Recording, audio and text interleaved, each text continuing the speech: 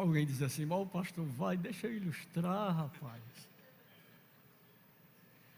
Você sabe há quantos anos eu estou sendo afiado?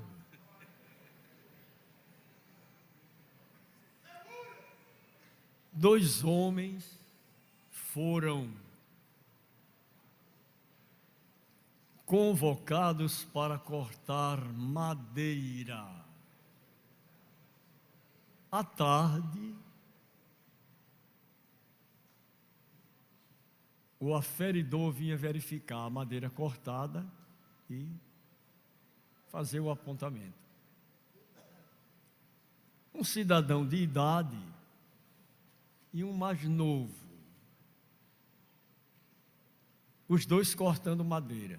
O que estava cortando madeira, o de mais idade, vez por outra estava assentado.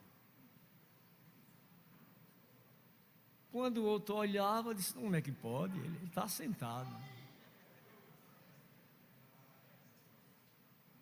Quando foi de tarde, o aferidor veio e disse, olha, o cidadão mais novo, o senhor cortou menos madeira do que o de mais idade. Ele disse, não pode, eu não aceito, eu não admito.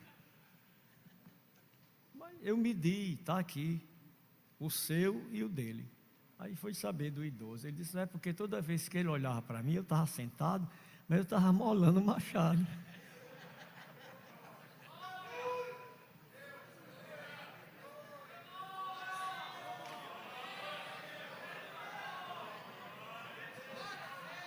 Está explicado? Olha, quando eu vou para São Paulo, eu vou para ser afiado lá. Pastor José Wellington Bezerra da Costa e pastor José Wellington Costa Júnior, ele tem a ferramenta de afiar a gente vai para lá. Vem cá, agora é você. Aí o povo pensa que a gente não é afiado. Aí não quer ser afiado, tem que ser, meu filho. Você tem que ser afiado, você tem que chegar naquilo que Deus quer. Quando eu vejo um obreiro zangado e meio valente, eu fico quieto, sem nada não. Tem nada não. Depois ele chega. Eu falo com o papai, olha, está vendo a rebeldia deles todos? Deixa comigo que eu sei ajeitar. Aí a coisa engrena por lá e ele chega, meu pastor, meu querido, já. Aleluia.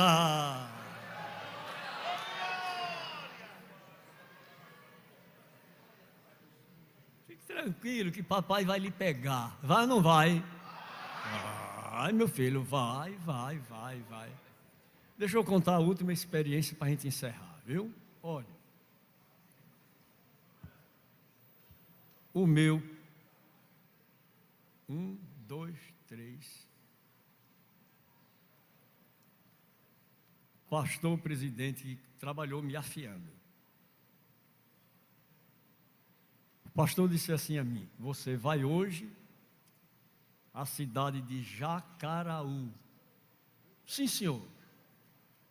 Você vai dizer lá na igreja que eu estou precisando do pastor de lá, para a cidade de Araruna. Aí o Espírito Santo disse a mim, não diga que é Araruna, diga que é outra cidade, porque pode mudar, que a gente acerta tudinho com os obreiros, convenciona aqui, ele diz, já estou lá e tal, e depois, não vou não, que a casa é assim, é assada. No tempo da gente, o pastor determinava, acabou-se a conversa aqui, não tinha ninguém, não senhor, era assim ou não era os pastores mais velhos? Acabou. E o pastor olhava para a gente, diga, aí o cara, olha. E ele, se for dinheiro, não me fale, o cara, olha.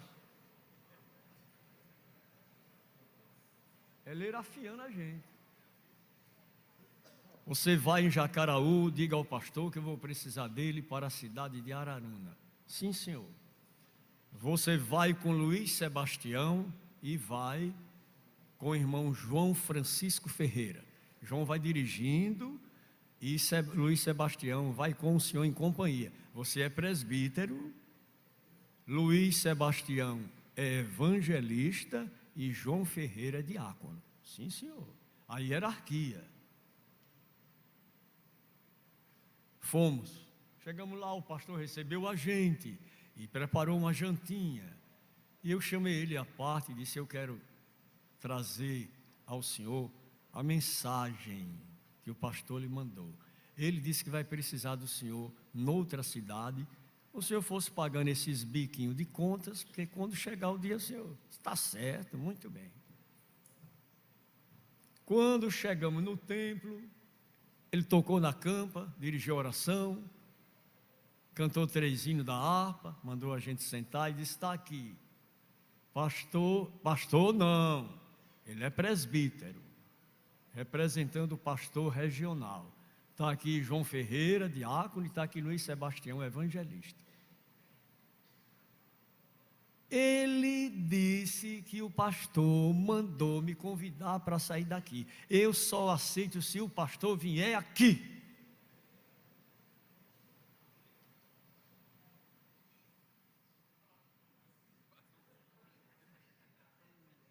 Sabe o que é isso? Passeio ri-ri, ó.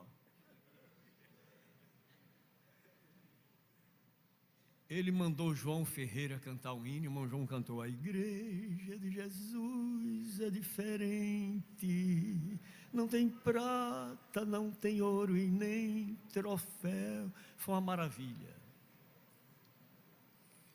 Luiz Sebastião deu uma saudação e mandou eu dar uma palavra. Eu abri a Bíblia, fiz de conta que eu não estava sabendo de nada. Dei a palavra que Deus mandou à igreja. A igreja tem olhos ou não tem? A igreja tem? Não tem? Não tem? Os 5 sentidos, quais são? Vamos ver.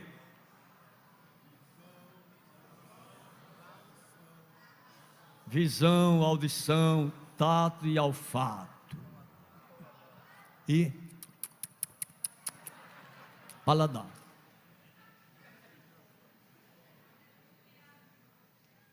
Terminou o culto, vim embora, passei lá na casa que eu moro. Aí o pastor acendeu a lâmpada, tim, dizendo que percebeu que a gente chegou. Vim embora para casa. No outro dia de manhã, eu disse: irmão pastor, eu chamava ele irmão pastor. Eu fico indignado quando alguém chega assim: Zé Carlos está aí? Está não. Sua língua não é para dizer irmão Zé Carlos, não? Não dá para dizer irmão pastor, não? Não dá para dizer que eu sou pastor, não. O médico é chamado doutor. O advogado quer que chame ele de doutor. E por que você não me chama de pastor? Envenenado.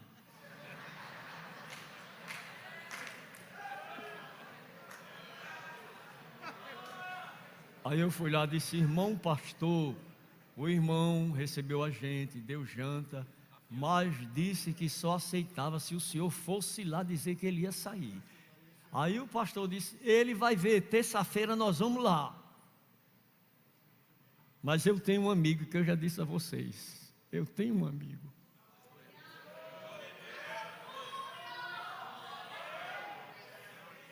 Aí lá no templo da 1º de maio tinha um banco, que ele era o meu companheiro de oração.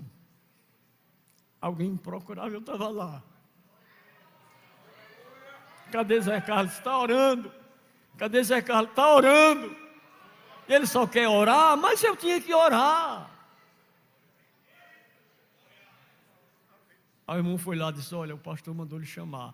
Vocês vão hoje para Jacaraú. Eu disse: sim, senhor, muito obrigado. Cara no banco. Aí o Senhor disse a mim: você será o bode expiatório. Aí eu disse: não tem 2 bodes? Ele disse: tem. Um é emissário e outro é expiatório. O bode emissário, se coloca as mãos sobre ele, se colocava na antiga aliança, na antiga dispensação, e lançava sobre ele as pragas, miséria, os crimes, tudo, e soltava ele para morrer no deserto. E o bode expiatório matava. Escuta aí, viu? o que é ser afiado. Ele está ali, ele é um Zé Ninguém. Entra para tu ver onde tu vai parar.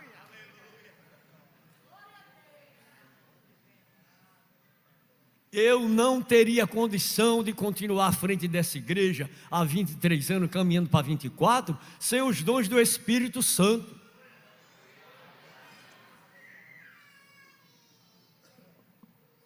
Sem as chaves do tabernáculo.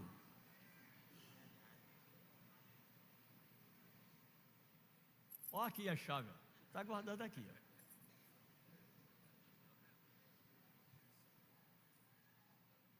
Aí fomos, eu, o pastor, Luiz Sebastião e João Ferreira. Quando o pastor chegou lá, que olhou assim para a igreja,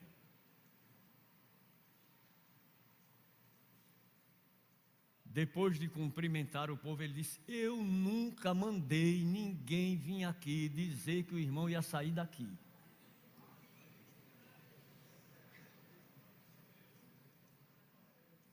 Aí eu procurei terra nos pés assim, não achei, sabe? Eu digo, eu vou me levantar e dizer que meu pastor é mentiroso. Aí o Espírito Santo disse a mim: fique calado.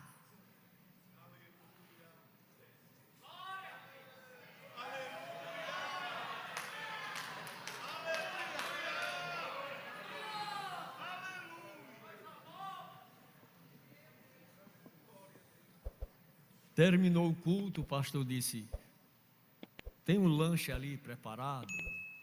Eu podia comer nada, rapaz, nem água.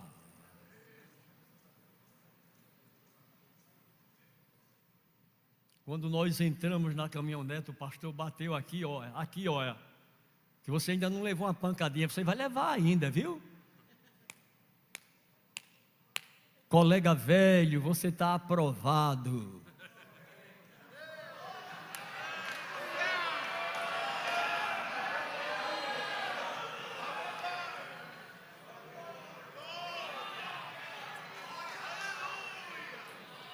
Aleluia!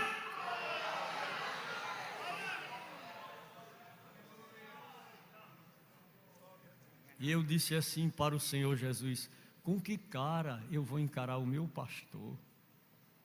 Ele disse: com essa mesma cara. Eu disse: Senhor. Aí no outro dia o pastor chegou e disse: está tudo bom? Eu disse: está sim, senhor. Está bom mesmo? Eu disse: está bom mesmo. Eu vou dizer que estava ruim.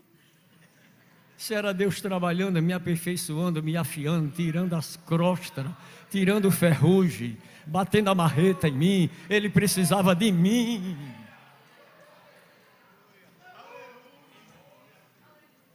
Depois o pastor foi lá e levou aquele pastor para outra cidade. E eu estou por aqui.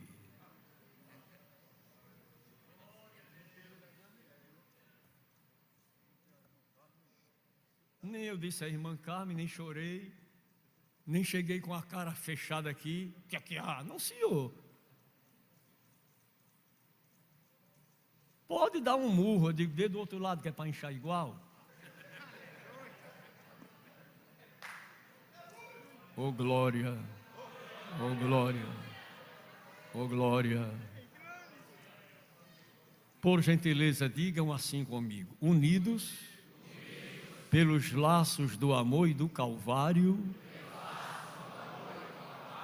vamos continuar sendo afiados.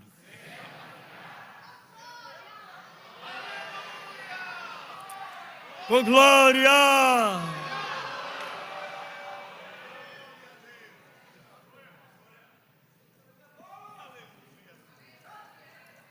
Tá bom? A escola tá boa?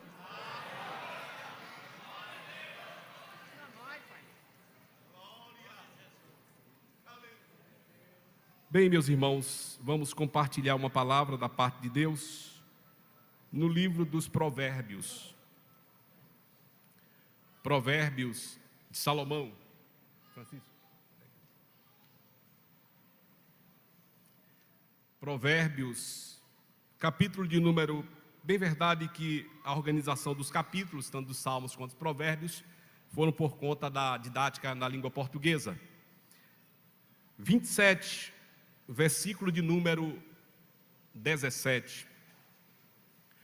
Tem uma linguagem, na linguagem de hoje, que é uma linguagem muito aprazível e apreciável para este momento, mas vamos ler na corrigida, que é a Bíblia que a maioria dos irmãos a tem às suas mãos. Com o ferro se afia, assim o homem ao seu amigo. Com o ferro se afia, assim o homem ao seu amigo. Tem uma tradução que diz: assim o homem afia o caráter do seu amigo. A gente conhece muitas pessoas, nós conhecemos muitas pessoas com muito talento. Milhares de pessoas possuem talentos admiráveis, mas aqui está tratando de caráter. Não adianta subir os degraus da fama com a cara enfiada na lama. No reino de Deus, o caráter vale mais do que o talento, as habilidades, as competências. Talvez o pouco que eu tenho, mas o caráter, cadê? Tem gente com habilidades invejáveis, competência, sabedoria, conhecimento. E cadê o caráter? Essas pessoas têm cara de anjo, mas coração de demônio.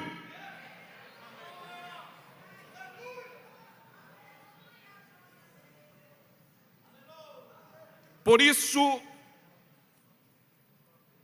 Salomão está chamando para atentarmos ao caráter. Chamado de Salomão para nós é atentarmos ao caráter. E aqui o que ele trata no texto ora lido, ele expressa que existe um compromisso de um afiar o outro. Aí nós entendemos agora a necessidade principal de estarmos aqui numa escola bíblica, para sermos afiados. Diga ao seu irmão: estamos sendo afiados. Olha de novo: estamos sendo afiados. Então Deus nos trouxe para afiar a gente. Não foi para desafiar, foi para afiar. A época do ferro que o texto apresenta já era muito comum. Porque na época, meus irmãos, de Saul, o ferro era escasso. As armas de ferro só tinha 2 homens em Israel à época de Saul, que era Saul e seu filho Jonatas. Mas à época de Davi, os filisteus, alguns deles demandaram para Israel e começaram a trabalhar essa situação do ferro. A época de Salomão, o ferro já era muito natural, era muito comum. E aqui ele vai nos dar a instrução da necessidade do ferro ser afiado. Naquela época, ele então está falando dessa necessidade no sentido de caráter, no sentido de desenvolver o seu ministério e desenvolver o seu trabalho no reino de Deus. Nesse processo, eu serei afiado e você também será afiado, nós seremos afiados. Aqui ele também está abrindo leque para outras possibilidades. A possibilidade e a necessidade do pai afiar o filho. Nos dias odiernos e contemporâneos, estamos vendo que os filhos já não querem mais ser afiados pelos pais. Mas é necessário que o pai afie o filho. Não deixe o menino ser criado de qualquer maneira que vai lhe envergonhar. Corrija, cobre. Já viu aquele pai que não quer que o filho estude, que é mole e tal? Você vai alimentar seu filho até quando você morrer. Cobre dele: estude, meu filho, corra atrás. Aquele obreiro: é meu filhinho, meu filhinho. Dê trabalho a ele. Ministério não é coisa para gente mole. Ministério é para macho, chamado por Deus.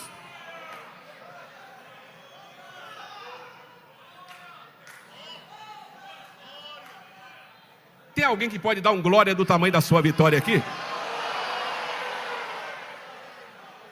Aí trata o menino com a geração bilu-bilu. Aí o menino vem com fraqueza. Ah, Jesus, fala grosso, tu é macho. Afia esse menino. Tem coisa que eu faço como assessor do presidente da convenção que eu não gostaria de fazer, de ir. Tem lugar que ele diz, você vai para tal lugar. Eu tinha uma viagem internacional, para encontrar minha filha. E eu tinha que arrumar minhas coisas. Ele disse, você vai para o extremo sul, quase 600 quilômetros.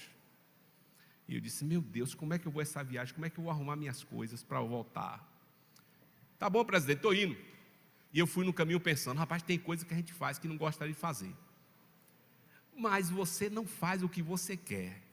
Você tem que fazer o que o seu afiador está dizendo. Eu estou lhe afiando.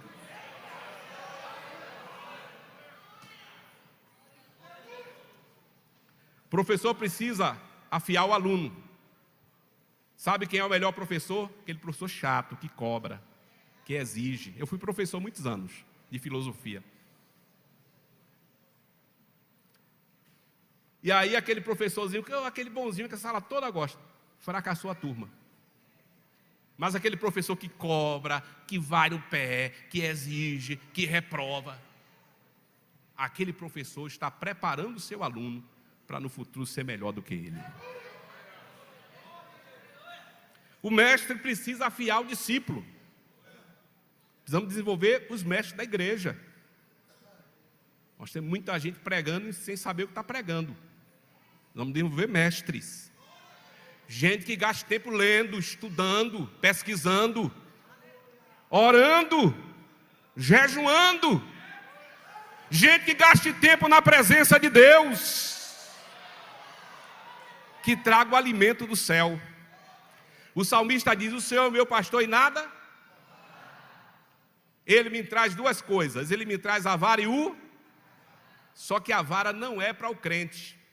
A vara é para o descrente, que a vara ali é um castete, é um bastão. E provérbio diz que a vara é para as costas do tolo. E para que é o cajado? O cajado é maior que o pastor, o cajado pode chegar até 3 metros de altura. É porque quando os animais começam a comer as plantas, né?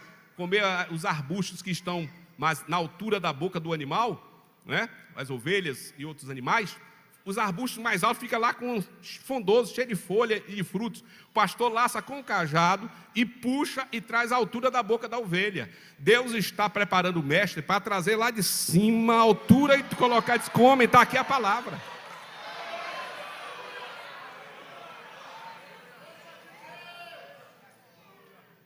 O pastor precisa afiar o membro e o obreiro. Chega na igreja a hora que quer, vem o dia que quer, toma a ceia quando quer, e o pastor deixa. O obreiro não vem na reunião de membro, não vem no culto doutrina. O membro não vem ser doutrinado pelo pastor. O pastor dá uma ordem, diz, meu pastor, não posso não, quando eu puder. Não é assim não, meu irmão. Você está sendo afiado, o pastor está lhe preparando.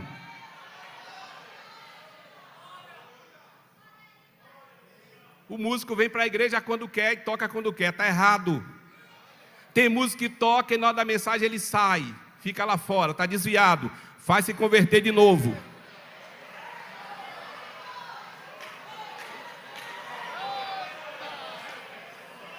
Estamos sendo afiados.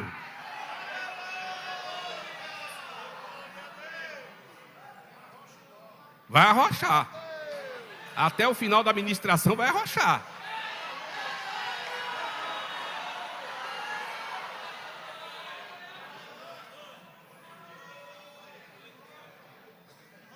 Depois do pastor afiar a gente, tem hora que Deus vai botar no estreito para afiar. E do estreito de Deus ninguém tira.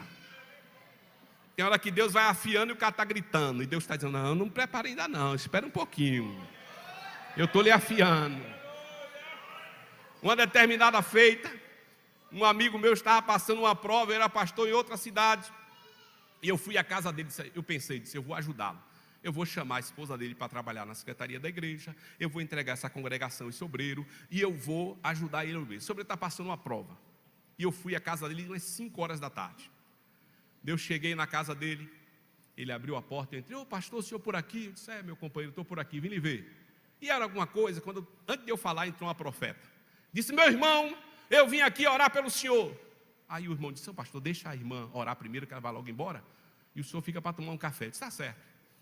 A irmã bradou, Deus usou a irmã e disse assim, meu servo, sou eu Deus que te apertei. E não tem homem aqui na terra que possa te ajudar. Aí quando terminou a oração, o irmão disse assim, pastor, você vai fazer o quê? Eu disse, nada, já estou indo embora.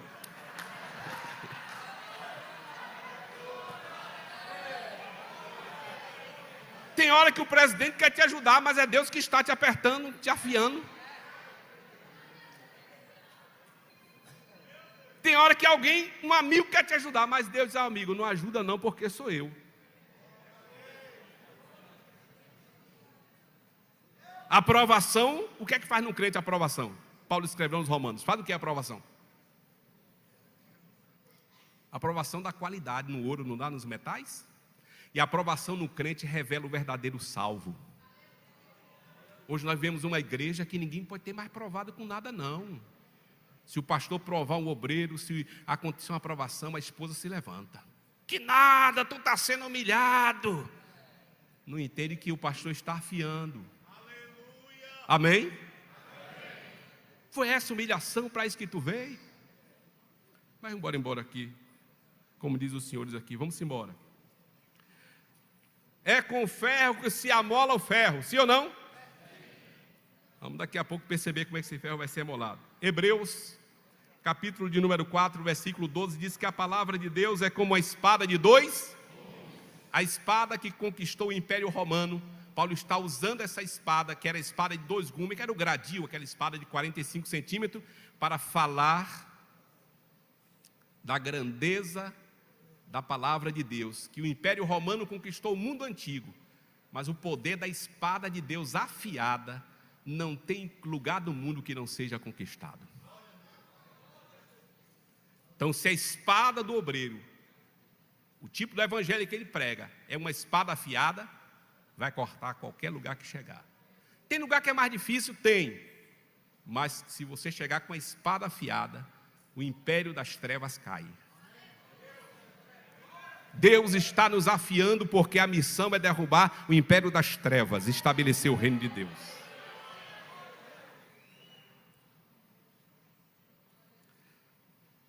Glória a Deus.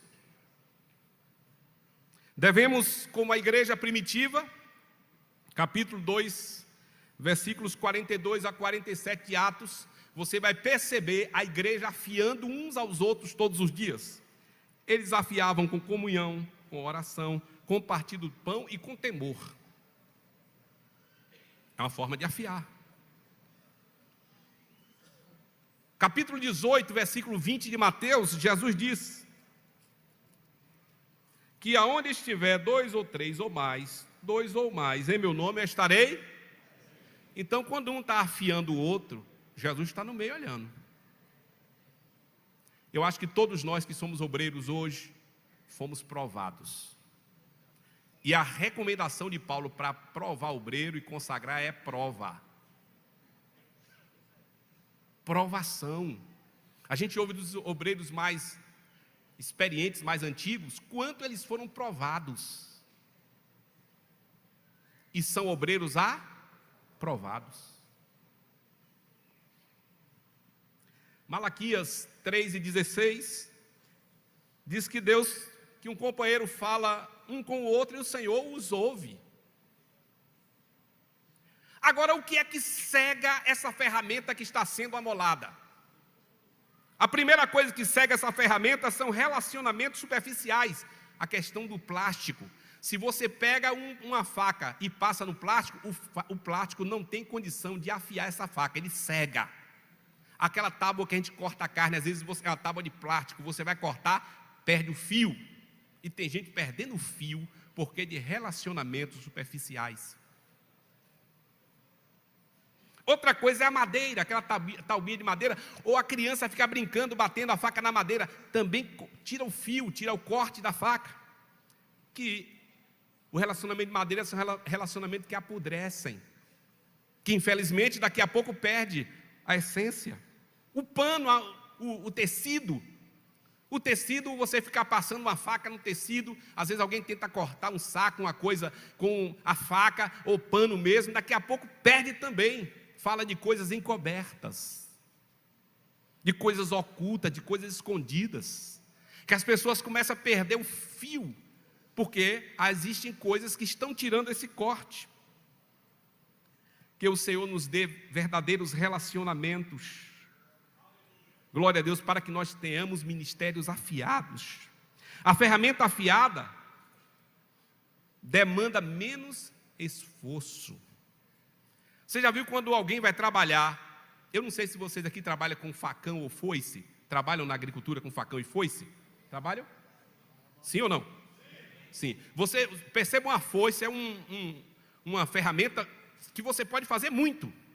Agora imagine essa foice sem estar afiada, meu irmão. Tu bate no mato, o mato deita, mas não corta. Você enche a mão de calos e não produz. Um facão cego, bate lá, o mato, mas volta. Agora afia a ferramenta. Com menos esforço, você vai fazer mais. Deus nos trouxe para nos afiar, porque nós vamos fazer mais para o reino de Deus afiados.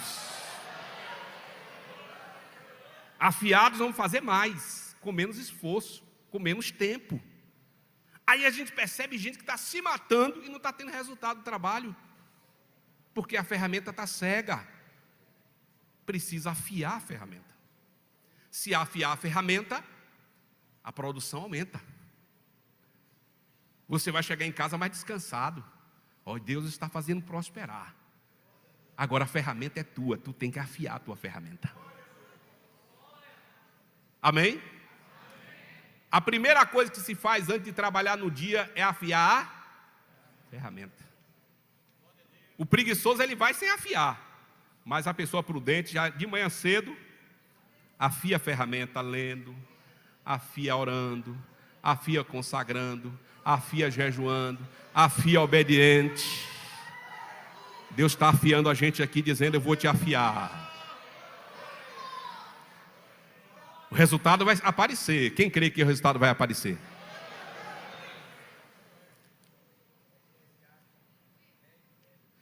Por favor, leia, meu querido mestre, Eclesiastes 10:10. E depois Eclesiastes 18:1.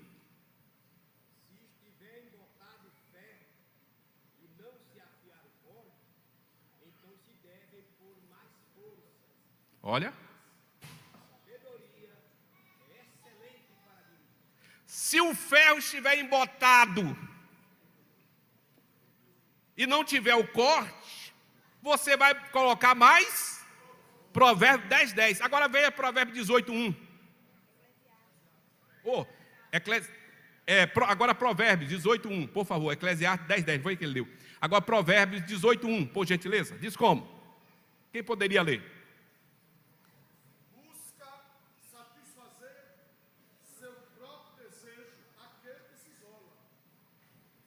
Isso. Ele se exige contra toda sabedoria. Aquele que não quer ser afiado, ele diz: eu já sei, eu já aprendi, eu já estudei, eu passei na universidade, aquele pastor não estudou, ele não sabe nada. Olha, a referência de saber e de graça espiritual é diferente das academias da terra, diferente. Não vá pensar que graça de Deus é você passar numa boa academia. Eu fiz a universidade tal, eu fiz doutorado tal. Pare com essa bobagem, porque o reino de Deus não trabalha com esse tipo de coisa. Aí é inútil estudar, pastor? É inútil ler? É inútil passar na academia? Eu passei na academia, eu estudei na universidade. Mas eu vou pegar e dizer como um montão de bobão, é porque eu sou isso, eu sou aqui. Pare com isso, que aqui ninguém é nada. Deus é tudo em nós. Deus é tudo em... Aquele que se isola, que não tem nada, ninguém para afiar, que não quer chamar a atenção, que não quer a cooperação de um companheiro, que não chama ninguém para cooperar com ele. Não, deixa aqui que eu mesmo prego. Não tem ninguém que prega melhor que eu não. Deixa que eu mesmo canto. Deixa que eu faço tudo. Não se preocupe, tu vai se embrutecendo, ó, e vai pegando, vai ficando lá sem nenhum corte. E daqui a pouco ninguém mais quer te ouvir. O povo enjoa. O povo enjoa. Agora, se todo dia for afiando, o povo está dizendo, rapaz, o homem está afiado. Alguém pode dizer glória a Deus aqui para engrandecer ao Senhor? Glória a Deus. O obreiro afiado produz mais em pouco tempo. O obreiro cego não produz. Até se esforça, mas não produz nada. E aí, como é que está lá o campo? Pastor, está pela misericórdia. Tinha 100, agora tem 50. É mesmo, meu irmão, é. E o que está acontecendo? Lá é difícil demais, pastor. Lá é difícil, pastor. O povo lá é ímpio, é pecador. E onde é que não é? Agora afia a ferramenta. Glória a Deus. Agora eu lhe pergunto, quem é o seu afiador? Quem é a pessoa que você diz assim, eu vou ligar agora e vou buscar um conselho, vou buscar uma palavra, uma orientação? Tem alguém ou você mesmo toma toda a sua decisão? Nós temos que ter um afiador. O pastor pregou aqui que Jetro foi o afiador de Moisés. Temos que ter um afiador. Quem é o teu mentor espiritual? Quem é que é o nosso referencial, além de Cristo? Você já ouviu a expressão, ele está afiado? Já ouviu assim? Alguém já ouviu essa expressão? Então, se está afiado, porque alguém o afiou. Ninguém fica afiado sozinho, porque a faca não pode afiar-se a si mesmo. O facão não se afia a si mesmo, a foice não se afia a si mesmo. Alguém tem que afiar. Então, para ficar afiado, para ser obreiro de valor, de qualidade, ele tem que ser afiado. E daqui a pouco eu vou dizer como é o processo de ser afiado. Já vou adiantar por conta do tempo. Quem afia sempre é a ferramenta mais dura. Diga comigo, quem afia sempre é a ferramenta mais dura. Porque se for igual, não afia. Se a ferramenta que for afiar for mais mole, o que está sendo afiado, derrota. Então a ferramenta que vai afiar vai ser mais... Aí você entende agora a postura do pastor Zé Carlos de Lima, porque ele é mais duro. É porque ele que afia a gente. Está entendendo agora quando ele diz uma palavra dura e você chora? É porque está afiando. E quando está sendo afiado que chora é melhor, porque está botando uma águazinha para amolecer.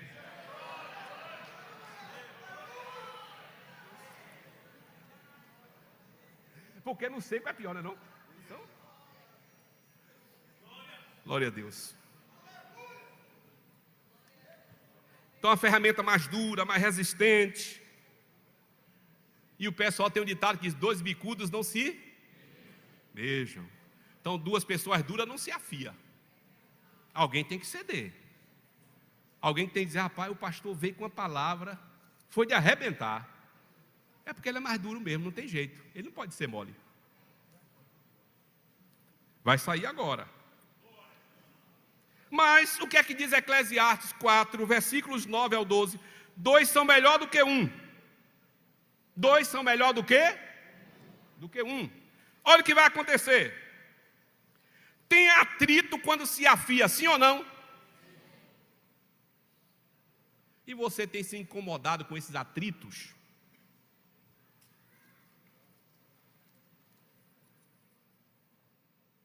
Você já viu aquela pessoa que é o lobo solitário? Ele se torna o membro mais fácil e mais fraco. Num rebanho, quando a gente assiste um documento, uma coisa, um documentário, a gente vê aquele animal que fica lá isolado de todo mundo, é aquele que o devorador vai. Está isolado. É presa fácil. Quem se isola se torna cego e enferruja. Ele fica cheio de ferrugem da ignorância, de hábitos pobres e de espírito deprimido. Solitários são os membros mais fracos de qualquer grupo. A ideia desse provérbio é afiar, é moldar, é aprimorar o nosso ministério.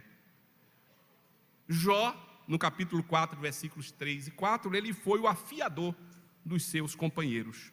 Mateus 28, Atos 28, 15, os irmãos em Roma afiaram Paulo. Romanos 15, 24, Paulo gostava da companhia desses irmãos porque corrigia, falava. Paulo afiou Pedro quando corrigiu a sua postura. Em 2 Timóteo 3, 3 a 5, o tipo de um afiador está colocando as coisas em ordem. Tito, ele foi colocado para colocar as coisas em ordem. Afiador sempre vai incomodar alguém. O afiador vai incomodar. Mas tem algumas influências negativas que podem te afiar e virar o corte. Tem gente virando o corte. Onde está isso? Provérbios 13, 20.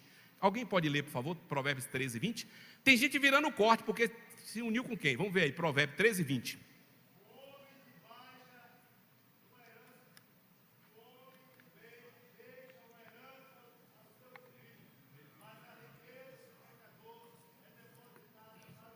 Treze, 20 de provérbio, de como? Diz como?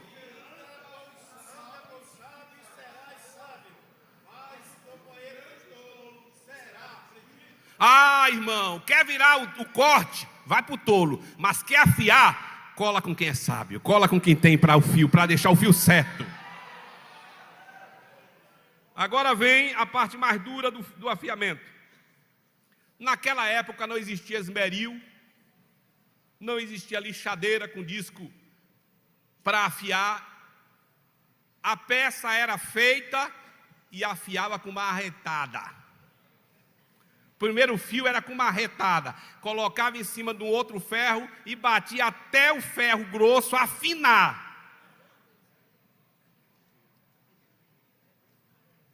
Não era fácil. Porque batia o ferro, ele era feito quadrado, batia até abrir o fio. Então não era fácil ser afiado. A primeira fase desse afiamento era difícil. Depois essa ferramenta mais forte, muitas vezes ela passava naquela ferramenta e tirava. Hoje nós chamamos isso de grosa, chamamos de lima, que ninguém chupa. Não é? É uma grosa, é uma lima. Naquele tempo passava até afiar. Aí tinha uma coisa que faz segurar o fio. Sabe o que é? O óleo. Até hoje, quando alguém afia uma ferramenta, depois de afiada, passa óleo, afia no óleo e o óleo faz segurar o fio. Se tu quer que o teu fio não caia, permaneça muito tempo, chama o Espírito Santo para ungir essa afiação.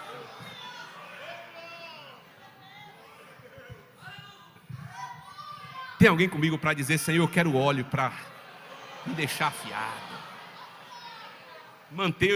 O óleo mantém o fio da ferramenta afiada. Glória a Deus. Deus muitas vezes é duro conosco.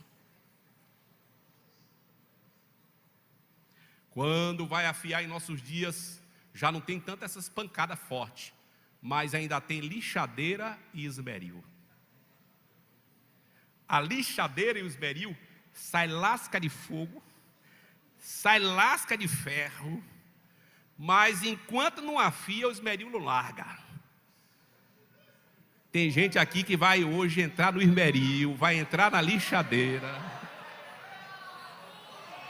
para ser afiado, vai sair lasca de fogo, mas está tirando, vai tirar toda a crosta, toda a ferrugem, vai sair. Que o propósito de Deus é que nós estejamos afiados. Caráter vai ser afiado. E aí vai inchar a lixadeira, aí vai com lasca de fogo para tudo quanto é lado. O que é isso aí? É porque está fazendo fio. É Deus trabalhando em nós. Falta só colocar uma placa, estou em obra, Espírito Santo trabalhando.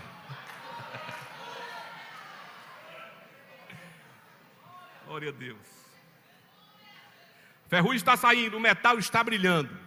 Depois do corte, depois que passa pela lixadeira, pelo esmeril, o corte brilha. Se o corte não está brilhando, não está afiado, está precisando duas coisas: do óleo para manter o corte e da lixadeira para tirar a ferrugem, porque Deus quer que o obreiro brilhe para a glória do seu nome. Que o Senhor nos abençoe. Muito obrigado pela atenção, meu pastor.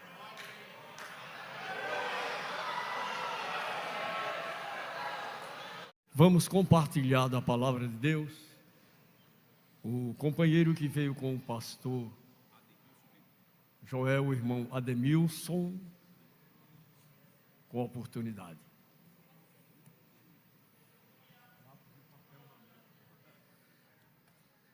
Quero, sem delongas, compartilhar um texto da palavra de Deus convosco, no livro do Êxodo, capítulo de número 18, e alguns versículos, que diz assim: Ora, Jetro, sacerdote de Midian, sogro de Moisés, ouviu todas as coisas que Deus tinha feito a Moisés e a Israel, seu povo, como o Senhor trouxera a Israel do Egito. Jetro, sogro de Moisés, tomou a Zípora, mulher de Moisés, depois que esta lhe enviara, com os 2 filhos dela, dos quais um se chamava Gerson, pois disse Moisés: fui peregrino em terra estrangeira. E o outro, Eliezer, pois disse: o Deus de meu pai foi a minha ajuda e me livrou da espada de Faraó. Veio Jetro, sogro de Moisés, com os filhos e a mulher deste a Moisés no deserto, onde se achava acampado junto ao monte de Deus. E mandou dizer a Moisés: eu, teu sogro, Jetro, venho a ti com a tua mulher e seus 2 filhos. Então saiu Moisés ao encontro do seu sogro, inclinou-se e o beijou. E, indagando pelo bem-estar um do outro, entraram na tenda. Contou Moisés a seu sogro tudo o que o Senhor havia feito a Faraó e aos egípcios por amor de Israel, e todo o trabalho que passaram no Egito e como o Senhor os livrara. Alegrou-se Jetro de todo o bem que o Senhor fizera a Israel, livrando-o da mão dos egípcios, e disse: bendito seja o Senhor que vos livrou da mão dos egípcios e da mão de Faraó. Agora sei que o Senhor é maior que todos os deuses, porque livrou este povo de debaixo da mão dos egípcios quando agiram arrogantemente contra o povo. Então Jetro, sogro de Moisés, tomou holocausto e sacrifícios para Deus, e veio Arão e todos os anciãos de Israel para comerem pão com o sogro de Moisés diante de Deus. Amém. Meus queridos e amados irmãos, esta passagem lida, que marca a vida de Moisés, traz-nos um relato muito especial de algo ocorrido em um momento crucial da vida de Moisés. Ele havia vindo de uma guerra com os amalequitas, na verdade delegara a Josué para tal, e nesse interregno recebe a visita de Jetro, acompanhado de sua filha Zípora e de seus netos Eliezer e Gerson.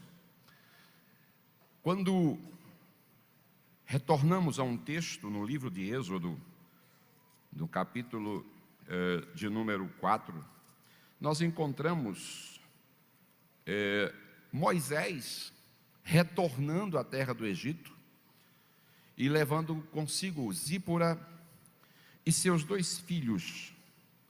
É interessante fazer essa correlação dos textos, pois encontramos aqui que no caminho, ele albardou o jumento e estava conduzindo Zípora e os filhos, e ali Deus o encontrou no caminho e o quis matar.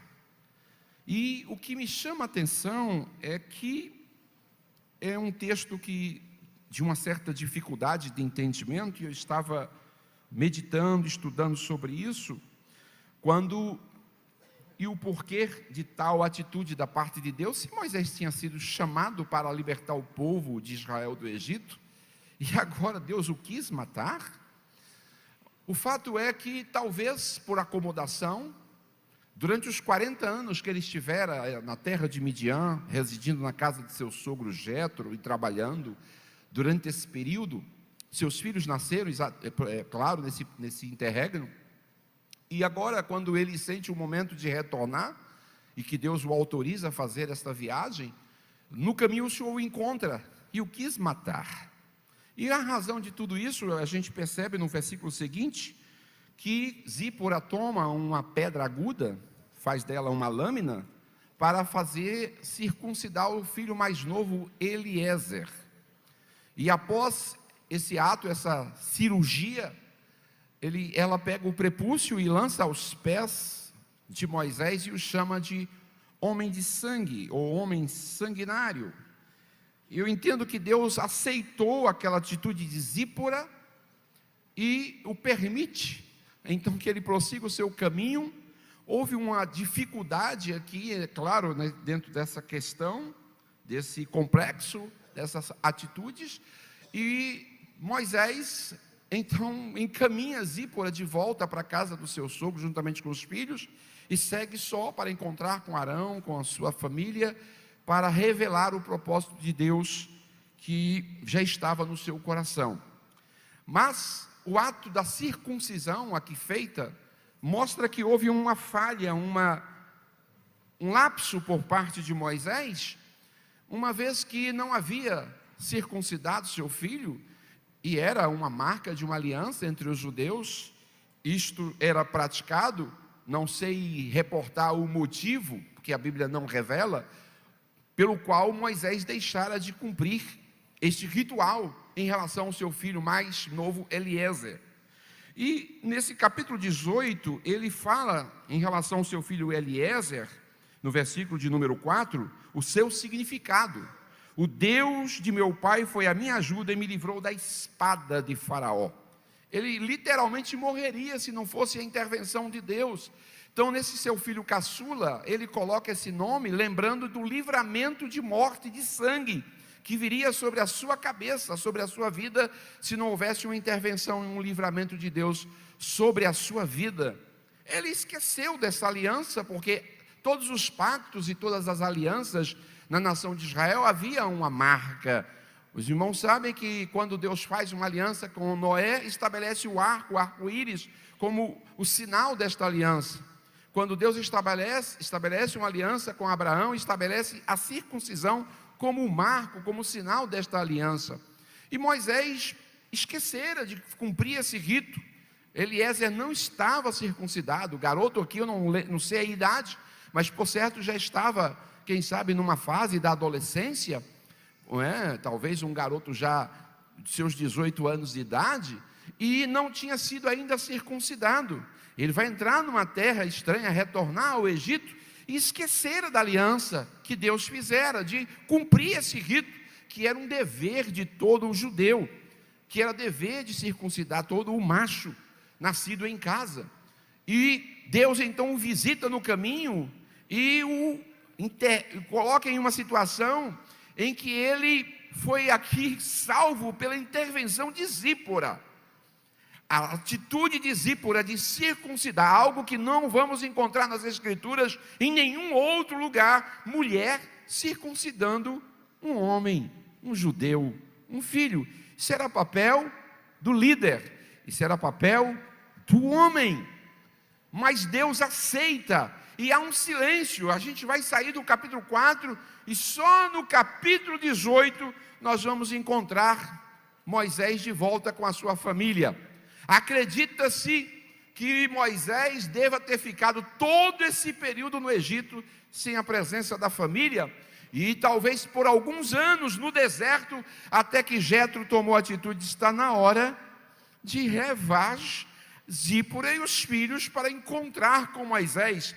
Talvez nós esperássemos no nosso contexto que Moisés fosse buscar a Zípora, buscar os seus filhos, mas ele estava tão ocupado com a sua missão, Ele estava tão envolvido com a sua tarefa de conduzir 600 mil homens, fora mulheres e crianças, calculando assim por baixo, já que judeus não têm dificuldade em ter filhos, vamos colocar uma contazinha básica aí de 4 por 1, nós vamos ter no mínimo de 2 milhões a 400 a 3 milhões de judeus, a maior congregação que se poderia se pensar sob a liderança de um homem. Então ele estava tão atarefado em julgar o povo, que começava ao nascer do sol e ia até o pôr do sol. Ele esqueceu que tinha uma família, ele esqueceu que tinha uma esposa, ele esqueceu que tinha filhos, estava cuidando da família espiritual, mas havia negligenciado a família biológica. Fato é que Jetro, de maneira sábia e inteligente, vai ao encontro conduzindo Zípora e os filhos. Mas veja o respeito, a dignidade desse líder. Ele não reprova Moisés, ele não corrige Moisés, ele não traz nenhuma palavra de desaforo, de constatação dessa sua falta, mas pelo contrário, é uma fala amistosa, é uma fala amigável, de que alguém que quer ver a restauração daquela família e o bem-estar de Moisés e de sua filha e netos. O fato, meus amados queridos, é que quando eles se apresentam, há um motivo de alegria, de satisfação. Moisés então o beija, o reverencia, porque foi altamente influenciado durante aqueles 40 anos que esteve em Midian. Nós poderíamos dizer que primeiras influências que Moisés recebera foi de seus pais biológicos, Arão e Joquebede. A segunda fase de influências que Moisés recebera foi no palácio de Faraó, através da filha de Faraó, do ensino secular, do aprendizado secular que ele tivera durante aquele período. A terceira influência que Moisés recebe é exatamente de Jetro, também chamado Reuel, que significa amigo de Deus. Este homem realmente causou um impacto e uma influência muito forte sobre a vida de Moisés.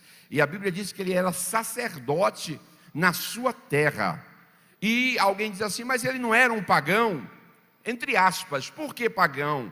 Porque não era de uma outra terra, ele era midianita. Mas se os irmãos observarem no texto de Gênesis 24, 2, salvo engano, diz que Abraão teve um relacionamento com Quetura, pós-morte de Sara, e do relacionamento de Abraão com Quetura, nasceram alguns filhos, e entre eles Midian, que veio ser o originário, o ancestral dos midianitas, do qual procede Jetro. Então eles não eram estranhos, eram meio-irmãos, eram da mesma linhagem, da mesma família. Aliás, Deus havia dito que de Abraão suscitaria muitas nações, seria pai de muitas nações. Pois bem, retornando então a essa questão, Jetro era um líder tribal, era um líder não só em sua casa, honrado e respeitado. E ele foi então em direção a Moisés, ao arraial, ao local, a tenda onde ele estava acampado, fora recepcionado com honra, com respeito, com deferência, como diz o texto bíblico no versículo 7, inclinando o beijou e indagando pelo seu bem-estar um do outro, entraram na tenda. A gente não vê aqui uma conversa falando dessa aparentemente falha de Moisés em relação ao cuidado da sua família. Diz o texto que Moisés contou ao seu sogro tudo o que Deus havia feito e como o Senhor o livrara. E com essa informação, Jetro muito se alegrou com o bem que o Senhor fizera a Israel, livrando-o da mão dos egípcios.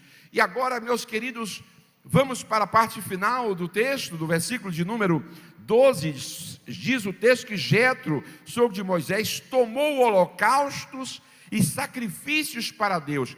Quem toma a atitude de oferecer holocaustos e sacrifícios para Deus não é Moisés, é Jetro. Jetro era o ancião, era o mais velho, e Moisés reconhece, embora Jetro fosse líder Moisés fosse líder de mais de 3 milhões de pessoas, mas aqui ele está diante do seu tutor, do seu mentor, daquele que o influenciou, daquele que deu a sua esposa e que através dele constituir a família, e a que ele devia honra e respeito. não se exalta, não se envaidece, não se porta arrogantemente, mas humildemente se inclina e aceita que Jetro tome as honras da casa para oferecer sacrifícios a Deus.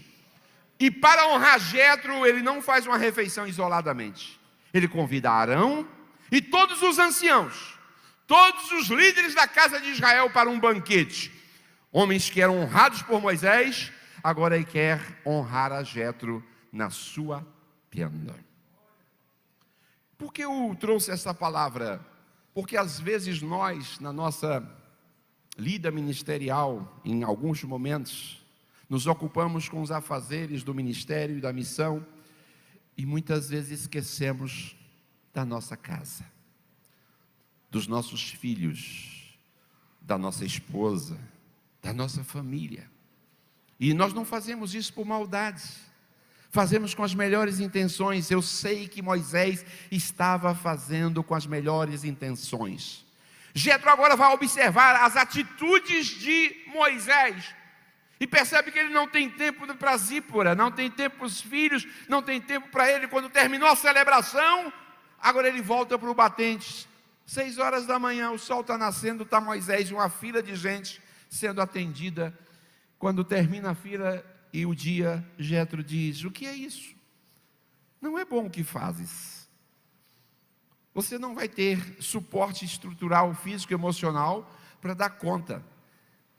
Ele diz: constitui chefes de 1000, chefes de 100, líderes de 50, líderes de 10. As coisas menores, eles vão dar conta. E aquelas coisas, aquelas questões que eles não tiverem como dar conta, levarão para ti. Ele aceitou o conselho de Jetro, agradeceu, colocou em prática e distribuiu a carga, as responsabilidades entre as pessoas que lhe assistiam. Meus queridos irmãos, é uma grande responsabilidade essa que nos compete e que está sobre os nossos ombros. E a primeira igreja que nós pastoreamos é a nossa família. Se nós não soubermos cuidar dos nossos, como diz o texto bíblico, como administraremos a casa do Senhor? Se não temos cuidado dos nossos, fica difícil. Jetro, com a sua atitude amorável, respeitosa, conciliadora, pacífica, havia conquistado o coração de Moisés. Moisés sabia com quem estava lidando. E eu diria que, depois de Deus, quem mais influenciou Moisés foi Jetro. Porque os conselhos de Jetro foram todos colocados em prática e realmente deu um alívio. Trouxe para Moisés um refrigério. E ele permaneceu por um tempo. Quando ele viu que as coisas estavam funcionando bem, tudo nos seus devidos lugares, Jetro então se despede de Moisés e retorna para casa. Aqui tem uma coisa que eu gostaria de refletir com os queridos amigos, companheiros, irmãos, pastores, com muito respeito. Moisés estava no auge do seu ministério. Jetro, já na sua velhice, entendeu que o recado havia sido dado. O que ele poderia fazer, ele fez, e ele sai de fininho, se retira e volta para a sua terra. Porque tem pessoas que pensam que por ter sido influenciado alguém, por ter sido tutor de alguém, deve ficar xeretando, se intrometendo nas questões o tempo todo. Que sogro inteligente! Ele fez o seu papel, restaurou a família, orientou Moisés dentro daquilo que havia necessidade de ser orientado, viu que as coisas estavam bem e disse: agora está na hora de retornar à minha casa, à minha terra, à minha família. Deus te abençoe, seja bem sucedido, até a próxima oportunidade, e eu estou voltando para casa. Meus queridos, é importante quando alguém tem essa perspicácia, né? Essa sabedoria, essa capacidade de entender o momento de se apresentar e o momento de se recolher, o momento de falar e o momento de calar, o momento de observar, para depois dar as devidas instruções. Então Jetro é a figura de um líder que nós precisamos muitas vezes acompanhar e permitir que os seus exemplos e a sua sabedoria possam trazer para nós um crescimento necessário para ser utilizado na hora que nós precisamos. Muitas vezes existem tarefas que nós podemos delegar a outras pessoas, e existem tarefas que Deus confiou a nós e nós não podemos terceirizar. E se tem uma coisa que o líder não pode terceirizar, é exatamente a ministração e a palavra. Lembro que quando Deus constituiu os diáconos através dos apóstolos, eles disseram: vocês vão cuidar das mesas, das viúvas e dos órfãos, mas nós nos aplicaremos à oração e à palavra. Oração e palavra não se terceiriza. Muita gente diz: ore por nós. Sim, podemos orar por alguém, auxiliando, mas a minha oração pessoal, a minha devoção e a minha comunhão com Deus, ela não pode ser terceirizada. É responsabilidade que Deus confiou a Moisés, que Deus confiou a nós obreiros, que Deus confiou a nós líderes. Mas precisamos de Jetro para nos aconselhar. Precisamos de alguém idôneo, não necessariamente idoso. É claro que tem muitos idosos idôneos, mas pessoas idôneas, experientes, que saibam conduzir, que saibam o momento de falar, e que nós nos permitamos que essas pessoas sejam honradas. Moisés soube honrar a Jetro, o seu tutor espiritual. Mas quantas pessoas que, quando estão por cima, esquecem por aqueles que tanto fizeram, esquecem daquelas pessoas que trouxeram conselhos, instruíram, e por estarem agora em um momento de celebração, por estarem no auge dos seus ministérios, esquecem daqueles que foram tão importantes na sua caminhada e na sua formação. Moisés soube reconhecer o valor de Jetro. Moisés soube ouvi-lo, honrá-lo diante dos anciãos da terra, diante de seu irmão Arão, sumo sacerdote em Israel. Que Deus nos ajude a aprendermos mais de homens como Jetro e da humildade de Moisés em saber ouvir pessoas que realmente marcaram a sua vida. Com certeza todos nós precisamos de referências, de referenciais. Eu diria que Jetro era o referencial de Moisés, porque eu não encontro Arão dando conselhos a Moisés. Eu não encontro nem mesmo Ur dando conselhos a Moisés. Não estou aqui de forma nenhuma desmerecendo o trabalho e o papel destes homens. Tinha uma grande relevância, mas talvez por receio não tivesse a coragem de dizer aquilo que Jetro amoravelmente disse a Moisés. Nós precisamos ter alguém que seja amigo o suficiente para dizer aquilo que nós precisamos ouvir. Não é porque eu sou líder que eu vou dispensar o conselho de Jetro. Não é porque eu sou líder que eu não preciso de alguém que me oriente, que veja como está a minha casa, que veja como está o meu relacionamento com a minha família, que veja como está o meu relacionamento com os companheiros obreiros, que veja como está o meu trabalho na direção e administração da igreja, que me chame no gabinete e disse: eu preciso conversar com você, meu amigo. Não é bom o que fazes. Você precisa retornar. Ele poderia ter chegado a Moisés e disse: Moisés, eu vim aqui para que você volte à terra de Midian e vá buscar a tua mulher e vá buscar os teus filhos. Não. Ele pega Zípora e diz: minha filha, está na hora de voltar. Pega os netos Gerson e Eliezer. Está na hora de voltar. Aquele ato de Zípora lá atrás salvou a vida de Moisés. E agora o ato de Jetro salva a família de Moisés. E eu diria que vai salvar o seu ministério, o seu trabalho, porque ele não teria muito tempo de vida se não houvesse aquela intervenção sábia de Jetro na condução dos problemas daquela nação. Mas Deus permitiu que ele fosse o agente de libertação para aquele trabalho tão importante que ele estava realizando. Muita gente esquece de Zípora porque ela só é citada na Bíblia 3 vezes, mas ela foi prudente, foi determinada e soube ficar em silêncio o tempo todo em Midian. Alguns chegam a dizer que foram décadas, eu não sei, a Bíblia não diz, mas foi um tempo considerável. E em silêncio ela esperou até que o momento chegou.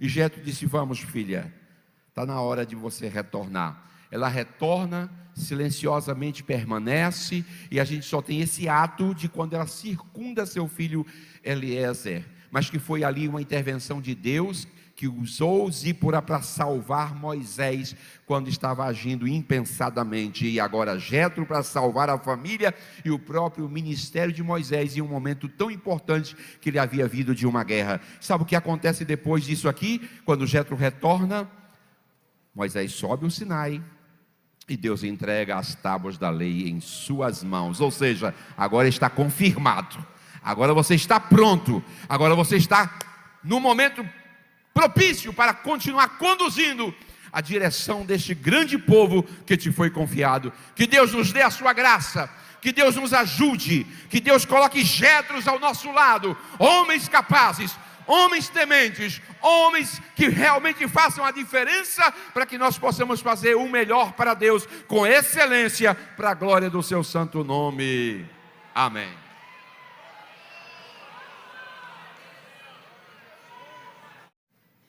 Vamos ficar em pé.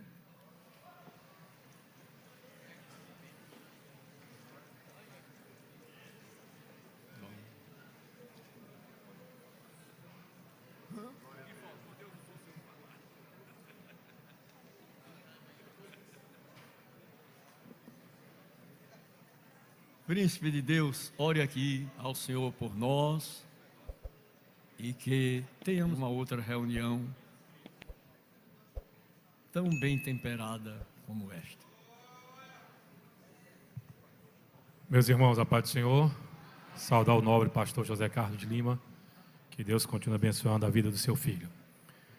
Querido Deus, Pai das luzes e aonde não há sombra de variações, nós te louvamos pela vinda de nosso Senhor Jesus Cristo e pela nossa reunião com Ele nessa manhã. Te louvamos, ó Deus, por tudo quanto ouvimos na manhã desse dia. Temos a plena convicção que o Teu Espírito está moldando vidas aqui nesta manhã. E temos a convicção que sairemos daqui muito melhor do que quando chegamos. Que a Tua graça, que o Teu Espírito Santo continue sobre essa igreja, continue sobre este ministério, abençoando e criando novos obreiros, homens capacitados com entendimento da Tua palavra, cheio da graça, cheio do conhecimento, e que Tua mão poderosa, Senhor, continue estendida sobre esta cidade, sobre esse estado, fazendo prosperar, e que a Tua graça seja derramada de forma abundante. É o que nós te pedimos, amado Deus, e já te agradecemos, porque sempre nos ouve. Amém.